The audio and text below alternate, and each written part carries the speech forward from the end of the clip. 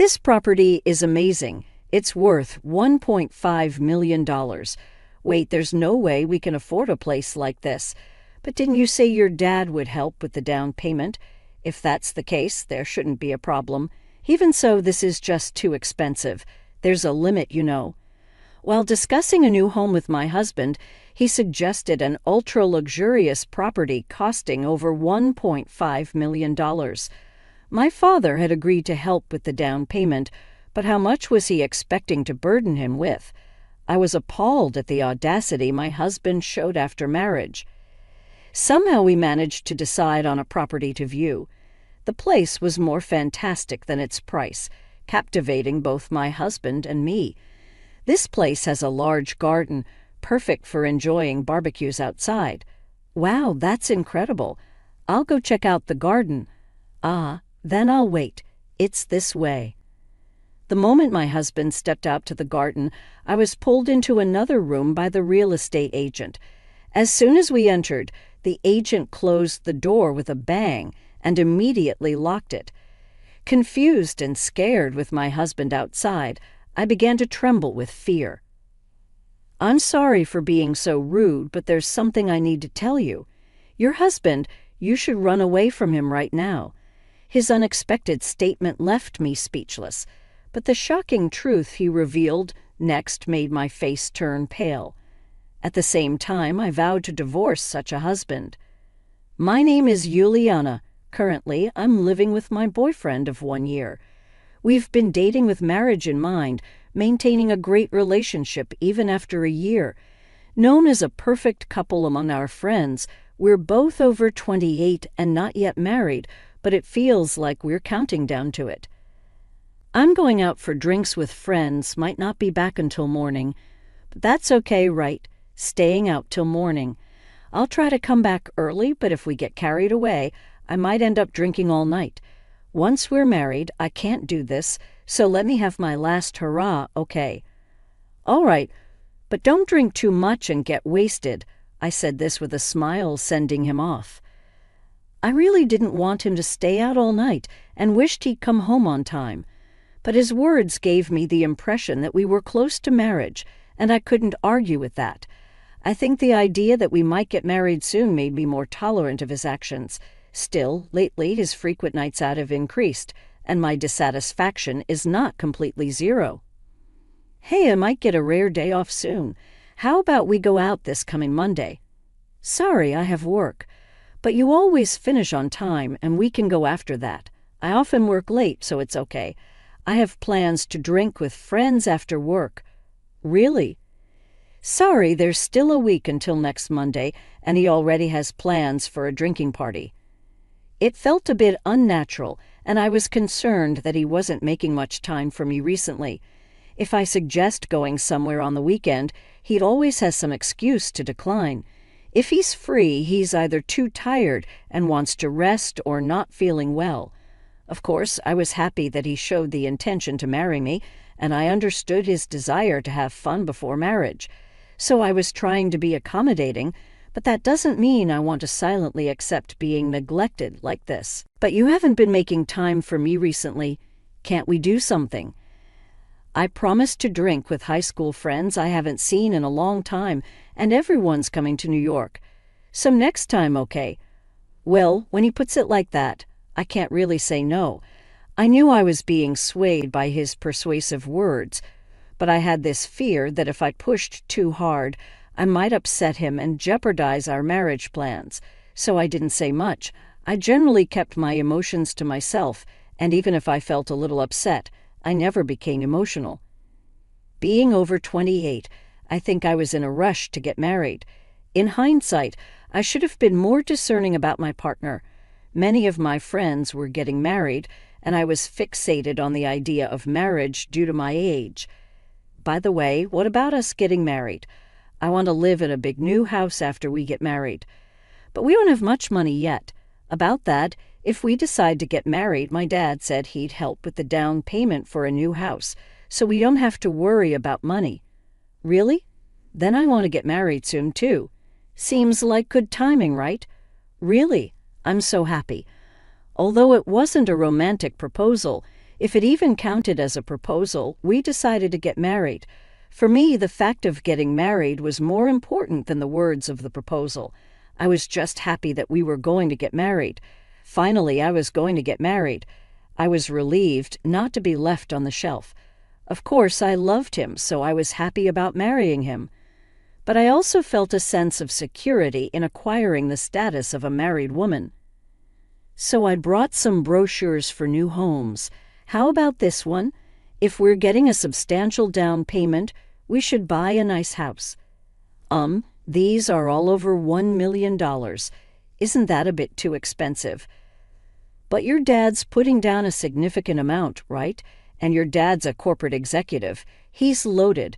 He'll splurge for our wedding gift, so this amount should be fine. Since we decided to get married, we immediately started looking for a new home. But it was around this time that his personality started to change, or rather, he started showing his true colors once. I told him about my father's offer to help with the down payment. He began bringing up only ultra-luxurious properties. Of course, I understand wanting a big house, considering our future children. We both were working, so we could manage a substantial payment, but isn't it a bit presumptuous? It's too audacious to ask my father for this much. I think we can afford it, but it's not about the money. It's just too much to ask of my father. Wait a minute. Are you saying your dad is more important than me? He doesn't spend much and has saved up a lot. We'll eventually inherit it all when he passes away, so it's better if he uses it now. He wasn't wrong. My dad isn't the type to splurge, and he does have substantial savings. If I don't use this and pass away as the only daughter, I would inherit everything. But that's not the point. It's incredibly disrespectful to my still healthy and active father, and just too presumptuous. He wasn't like this before we got married. What happened to him? It's like he married me for my father's money. You didn't want to marry me but my dad's money, right? That's not true. Don't get me wrong. We might have kids in the future, and we need space for your parents' care. That's why I want a decent house, right? Don't worry, it's not about the money. Indeed, his points made sense. If we need space for future children or my parents' care, a bigger house is better. I should first consult my father. It's his money after all. It's not right for me to decide everything. After hearing his opinion, we can move forward with specific plans. That's what I thought as I decided to contact my father. So we're looking at some expensive properties. What do you think? You don't have to worry about us, but if you think about future children, living in a spacious house might be better. And if it makes my darling daughter happy, I'm willing to do whatever it takes. My father said this with a smile. Truly wealthy people don't even flinch at such things. Maybe I was worrying too much. Maybe it's okay to go for an expensive house. Seeing my father so relaxed made me think that, but I still felt it was too much to ask of him. However, it seemed my husband got carried away with my father's words and started bringing even more luxurious properties. This property is amazing. It's worth $1.5 million. Wait, we can't afford a place like that. But didn't you say your dad would help with any amount for the down payment? If that's the case, there's no problem. Even so, this is just too expensive. There's a limit, you know. Realizing there was no stopping him, I picked a few properties that I liked and decided to view them immediately. House viewings aren't usually this rushed, but if I left my husband to his devices, he would surely keep bringing higher-priced properties. Moreover, since we got married, he's become really greedy about money, and I couldn't control it alone. Not just that, his emotional state had become unstable recently, and any slight criticism would come back tenfold. So I really wanted to find a property we both liked quickly. All right, we'll go for a viewing tomorrow at 10 o'clock a.m. Don't forget, okay? All right, I'm heading out for a bit. Going out now. Where are you going? It's early tomorrow. Just for a drink. A friend invited me. Going out for drinks now. It's already past 10 p.m. We need to leave the house by 8:30 a.m. tomorrow for the viewing, meaning we have to get up around 7 a.m., and he's going out for drinks now. He'll probably come back late at night, and I wonder if he'll even wake up on time tomorrow. But if I say anything more, he'll just snap at me. Knowing that, I had no choice but to see him off.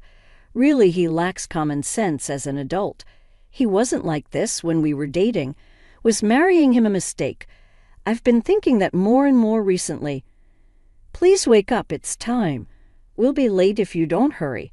The next day, as expected, he wouldn't wake up, no matter how many times I tried. When he finally did, he was in a foul mood. I don't know what time he came back last night, but he still smells of alcohol. He can't drive in this state. I don't have a license, so we have to take the train. This throws off all our plans, the worst start to our day of viewings. Wow, this is incredibly beautiful. As expected of a luxury home, it's on another level. My husband and I were both in a foul mood up until we got here, hardly exchanging any words. But once we stood in front of the property, all that grumpiness just vanished. It was considerably larger than it looked in the photos, and above all, it exuded luxury. We had only seen the exterior, but it seemed like a really good property. I felt that deep down, the real estate agent was already waiting for us, but they've been rather curt since a while ago. It was such a great property, yet I wondered if this is how high-end real estate agents act. But there was no point in complaining to the agent. We decided to go inside for a viewing, thinking that if we liked this house, we would settle on it. This comes with a large garden where you can enjoy things like barbecues. Wow, that's amazing. I'm going to go check out the garden too. Then I'll wait this way. As soon as my husband stepped out into the garden, the real estate agent pulled me by the arm into another room. As soon as we entered, they slammed the door shut and immediately locked it. Wait a minute, what's going on? It's unbelievable to do this when I came to see the house with my husband. But the fact that they brought me to this separated room and even locked the door, as I realized this, a wave of fear surged through me, and I started to tremble. I was so scared I felt like crying, but the agent put their index finger to his lips, gesturing for me to be quiet. Even though I was too terrified to speak, I'm sorry for being so rude. However, I need to tell you something. Your husband, you need to run away from him now. Run away. What is this person talking about? Could this be some new kind of pickup line? Regardless, my fear only grew. Although I had calmed down a bit, I considered calling out loudly for my husband's help. But before I could do anything, the agent continued. Actually, I have a friend who runs a bar on the Las Vegas Strip. I introduced them to this real estate, and that's how we're connected. But recently they came to me with a problem. It's about illegal drug trafficking. There are people using my friend's bar as a place for these transactions. We caught someone yesterday, and it was your husband. I was so shocked I had to ask again. My husband dealing in illegal drugs? That's impossible. It just can't be. He has a normal job. He's not the type to get involved in crime. But I couldn't deny that there were some signs. Ever since we decided to get married, he's become excessively greedy about money. Lately, he's always been restless, and suddenly he started carrying 2 cell phones, one for work and one for personal use. Even yesterday, he went out for a drink all of a sudden, even though he was ready to go to bed. Could it actually be true? It's a coincidence, but I can't just ignore it. It would be a huge loss for me if my property were used for a crime. That's why I always keep an eye out. My friend caught him yesterday, and we have evidence. After saying that, the agent opened the door, leading me back to the living room. Just then, my husband entered the house from the garden. Where have you been? I was just explaining the kitchen to her. It's an important element for the lady of the house. Aha, I see. Do you like this property? Yeah, I think it's a great place. My husband was happily chatting with the real estate agent. But could this really be the demeanor of someone whose crime was exposed just yesterday? He seemed in high spirits, not looking down or scared at all. But I couldn't believe the real estate agent was lying. For now, we decided to go back home, and then I immediately contacted the agent. Hello, I'm waiting at the cafe near the station. See you there. That evening, I told my husband I was going shopping and met up with the agent. Maybe the agent was lying, but my husband's recent behavior had been really odd, and it wouldn't be surprising if the agent's story was true. Did you bring the evidence? I haven't shown it to the police, but if you want to take it to them, go ahead. We just don't want an arrest happening on our property. Then the agent showed me several photos as evidence. My husband had really been involved in a crime. I didn't understand why. Was it for money, or was he involved himself? But I couldn't stay with a criminal, and I would never forgive him. I took the evidence and went straight to my husband. "Oh, you're back. It's late. I'm hungry." "Huh, hungry? Well, enjoy your last meal in the free world." "Wait, why are the police here?" I was scared of what he might do if I told him I wanted a divorce and was going to the police. He had become more aggressive lately, and I felt genuine fear. So I submitted photographic evidence to the police and went home with them. Seeing the police, my husband was shocked and trembling, but he couldn't run anymore. "I can't believe you were committing crimes. That's despicable. And to think you were going to make my dad pay the down payment for that fancy house. You're finished as a person. What's going on? Explain this to me." "What do you need explained? You see the truth right in front of you. You were selling that weird stuff, weren't you?" He was silent, but seeing the police and hearing my testimony, he must have realized there was no escape. As he became almost hyperventilating, his eyes wide open, he charged at us. I was frozen, but the police who were standing by quickly subdued him. "Hey, let me go. Hey, you're under arrest for the current offense." Even if I wasn't physically hurt, the crime was established the moment he tried to harm me. Plus, he had grabbed a rod-like object from a shelf and was swinging it around. There was no excuse for not having violent intentions. To think I was living with someone like you, it's truly the worst. Just disappear from my sight right now. You're going to pay for this. I'll make sure you regret it. Was that a threat to me? He was oblivious that if he continued with this abusive language, he'd only be adding to his crimes. Ignorance is indeed frightening, but then again, someone who knowingly commits a crime probably doesn't think straight. After that, my husband was taken away by the police, and I just collapsed in relief. I was really scared when he glared and charged at me. I didn't know what would happen. I immediately called my parents, and they came over to the house. "Are you okay?" "I am fine, but I was so shocked. I never imagined he would." "It's good that you're unharmed." My parents were genuinely concerned for me, and I realized how lucky I was to have come out of this dangerous situation unscathed. But I had no idea. I never thought he would do something so terrible. He won't be in prison forever. Let's talk with his parents first. There's the divorce and future arrangements. We need to have a discussion. True, under American law, getting caught with drugs doesn't mean decades in prison. He might hold a grudge against me. If that's the case, I'd be too scared to live. I wasn't sure how his parents would react, but I had my parents with me, so I felt safe. We decided to have a talk. "So that's the situation. I'm so sorry. Our foolish son. How can we ever apologize? Please accept our apologies. No amount of sorry can erase the crime, but please take this as our apology." I braced myself for their resentment, but his parents apologized to me. Of course, it wasn't their fault, and they didn't need to apologize this much. I hadn't been physically harmed after all, but seeing his parents so earnestly apologizing, I couldn't help but wonder how such decent people ended up with a son like that. "Please lift your heads. You don't need to apologize. We're here to discuss what's next. We'll ensure he never comes near you again, even after he's out of prison. I promise you that.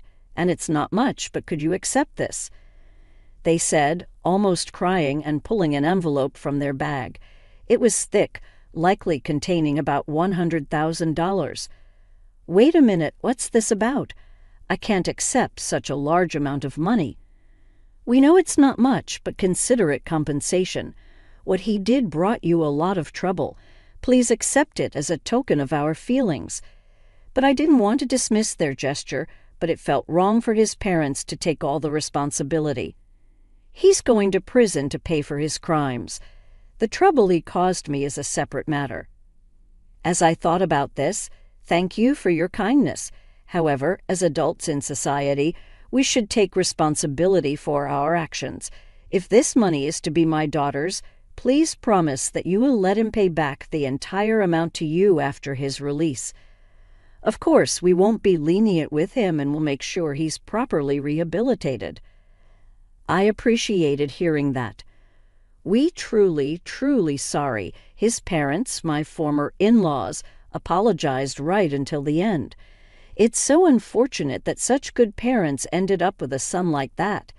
However, they assured me they would handle the situation, so I decided to leave everything to them." I later heard he was sentenced to about 4 years in prison, as the drugs he dealt were considered less severe. I was cautious after hearing about his release, but fortunately, nothing happened. It seems we're now leading separate lives. Then, unexpectedly, I got a call from his parents. "You don't need to apologize anymore, but we think it's important to make amends. If you really don't want to meet, we'll understand, all right." I had almost forgotten about him in those 4 years and had started a new life, but his parents wanted him to personally apologize to me. I agreed, thinking it was a way of setting things right. I didn't want him to know my current address, so we met at his parents' house. It's been a long time. I'm truly sorry. He had lost weight and aged about 10 years in those 4 years. Life in prison must have been hard, but he brought it upon himself. Seeing him kneeling without hesitation, I could tell he had changed or at least reflected on his actions. But that doesn't change anything for me. I have my own life, and there's no way I'd reach out to him again. Now you need to pay back your parents and atone for what you've done." When I said this, he just nodded, looking downcast. I haven't been in touch with him since, and I don't know what he's doing now. But I still talk to his parents regularly. They told me he's now working at a construction company and is being very diligent. His salary is managed by his parents. Whether he's truly repentant or not, I'll have to wait and see. But for now, he seems focused on working to repay his debt without wasting money on himself.